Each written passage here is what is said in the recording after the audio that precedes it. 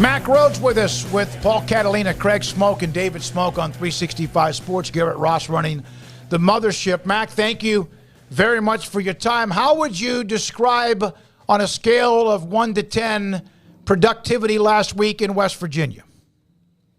Oh, that's a great question.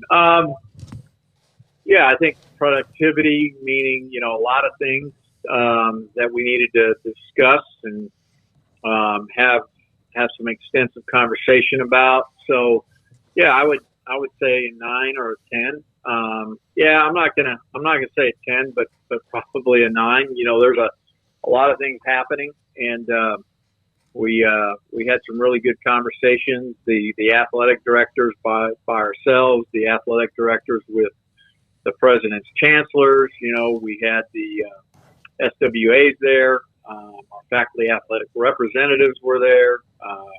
We had a guest appearance by Charlie Baker. So all in all, the 2.5-3 days was they were very productive.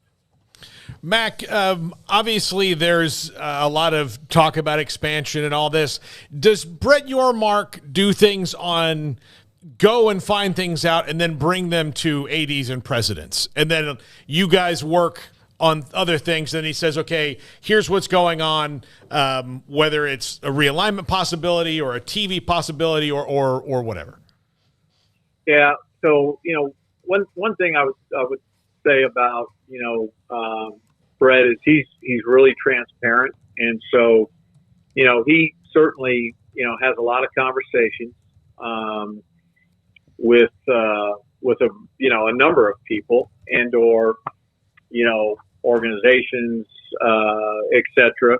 And, he always brings those things back, whether it's, different initiatives, et cetera. And, so I think, we're all really, really grateful. Now we need to be, just quite frankly, we need to be responsible on how we handle that information. And, I think there has been a time or two where, we've had somebody in those meetings, in those rooms, go and share those with the media. And those times haven't really been helpful for us, the Big 12. And so, but I appreciate his transparency and his wanting to discuss and include certainly the athletic directors. And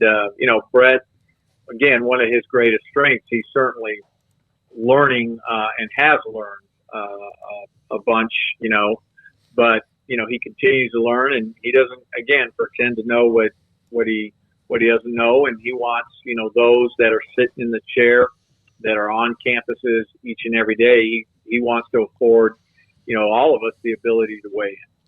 Barry Trammell, who we had on last week from the Oklahoman, who has discussed Colorado and whatever options are there. We've discussed it, as you know. We've asked you about the possibility of expanding in football, but there was always the Gonzaga possibility, and then UConn has popped up as well. I've asked you about whether basketball only was an interest, but he is reporting that there is resistance within the conference in adding basketball only to the Big 12. Can you share any of that insight from you being in those meetings? Yeah, again, I'm going to be careful, right? But I would say that using the word, resisting, or there's a resistance to, I would say that is probably stepping over the line. That isn't accurate. We didn't come out of the meetings with any definitive decisions of including, excluding, any one particular, institution. As the whole world knows, we did have a conversation, but I would say that there was, robust discussion about,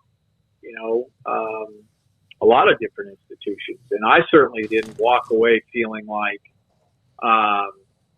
we had made any decision about, again, excluding anyone.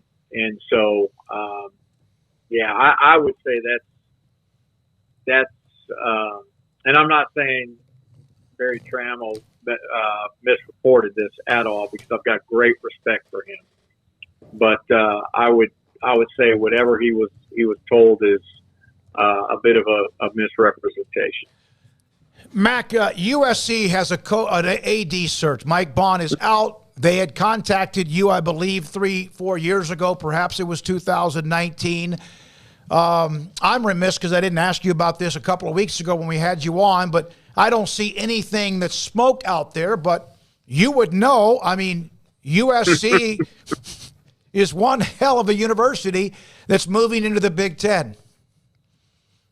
Yeah, and, so is Baylor University. And anytime my name comes up, it's just simply a reflection of, the great work that's been done here by, a collection of really, really talented people, staff, coaches, all of them. And so,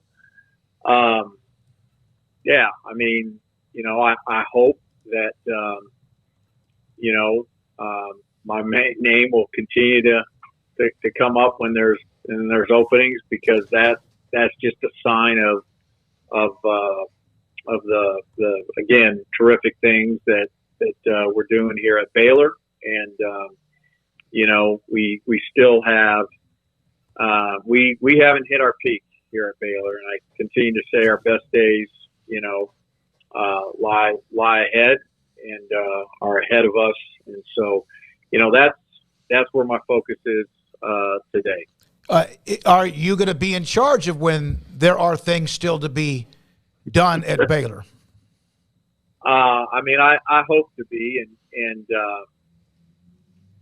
I really, be candid. I have no idea where that process is with USC. It's, as you mentioned, a great institution. It's got, a great brand, but I have no idea where that process is today. When that happens, there's an opening, and whether your name is thrown out there as speculation or not, does the school, the president, whoever is on the search committee, you're a part of that when you guys are looking for people, do you contact the agent of that person, or do you contact the person? I think that, it's a good question. I think it varies. I think people do it differently. I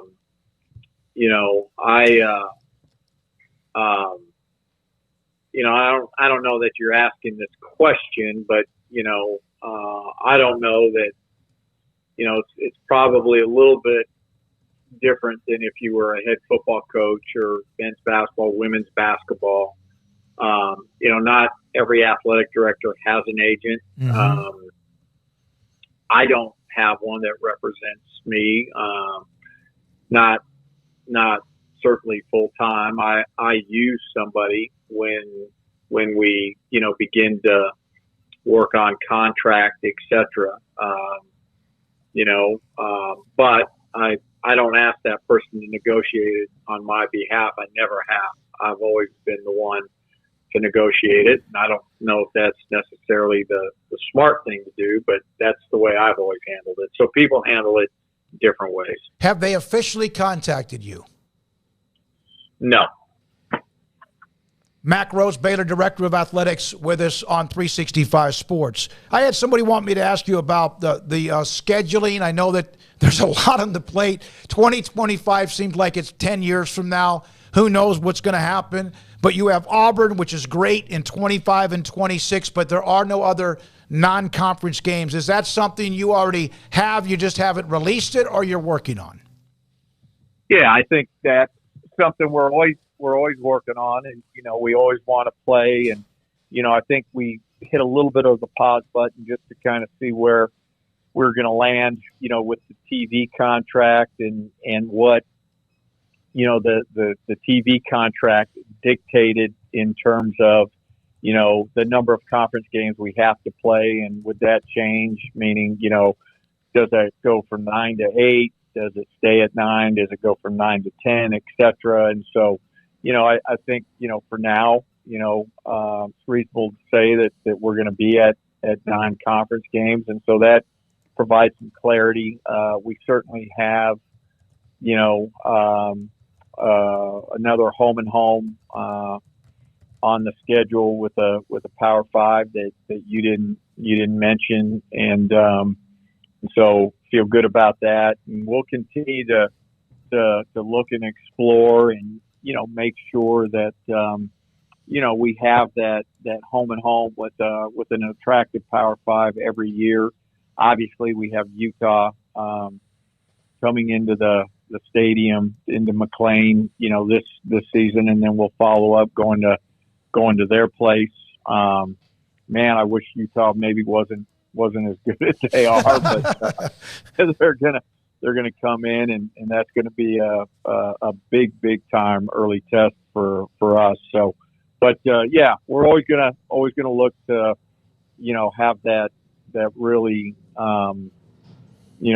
high profile Power 5, and so got to be good for the football program. We certainly do think about, hey, what a great trip for our fans, and so when we get to go out to Salt Lake City, in the 24 season, that's going to be a great trip for our fans. Mack, I remember talking about this with you a couple of years ago about scheduling after COVID, where you guys are making calls in like a week and saying, can you get here? Now, with knowing that it's maybe a little easier that everybody made it and that everybody's schedules are going to be changing in the 12-team playoff and that, do you expect to have to do deals a decade out anymore when it comes to non-conference games? Paul, I think that's a really good question. And I think that it's still part of our DNA for whatever reason, and I haven't seen it change much, and so I still think we're in the habit of the practice of scheduling long term. The conversation that we're in the midst of conference expansion, and it's certainly not just the Big 12. It's all of the conferences. That hasn't been a deterrent from scheduling out, years in advance. And so we're going to continue to probably go down that pathway unless something, there's some type of market change that dictates otherwise. Mack, when there are Power 5 conferences, Autonomy 5, including the Big 12, the SEC has spent like a lot of time trying to figure out if they should go from 8 conference games to 9. Do you feel like with the expansion of the college football playoff around the corner that each Power 5 conference should play the same number of conference games? Yeah, and I don't know, like statistically, I haven't dug deep in what does that look like, right? But, if you were going to, have a, playoff and talk about, hey, this is the most fair, this is really, about crowning a true champion, everything leading up to it, you would like it to be consistent. And so I think it, starts with, certainly the number of conference games, and, everybody's playing that same amount. And then, hey, non-conference, and you can play an FBS, but only one, right? And then everybody's got to play another A5 non-conference opponent. You would like to be or see that consistency throughout, because there's so many different nuances in terms of how how you can schedule and how you can put yourself in best position now to get, or to be one of the top 12. So I don't know if that will happen here in the future. I think, again, without seeing anything statistically, like right now, I would certainly vote in favor of trying to have that consistency. So Auburn 25-26, Oregon 27-28. Those are set in stone, and then you just kind of fill in the blanks, or am I missing somebody? No, you've got it, and we're working on some others. Would you do me a favor and take a vacation so something will finally happen in college football? That's probably why I won't. So, or if I do, it's not going to be to New Mexico. So. All right. Do you have to go east now to make sure every around. time you go west something happens? Yeah, I hope I need to go and continue to go up, because somebody said that like next week it's going to start to be 103 year. And so at some point in time, I'm going to get into some higher elevation. Hey, Mack, thank you very much. We appreciate your time and also the insight on last week, what's going on right now, and also any speculation about USC. We appreciate it. Have a great day. All right. Thank you, bud. Yep. Mack Rhoades, Baylor Director of Athletics on 365 Sports. Yeah, I mean, interesting to hear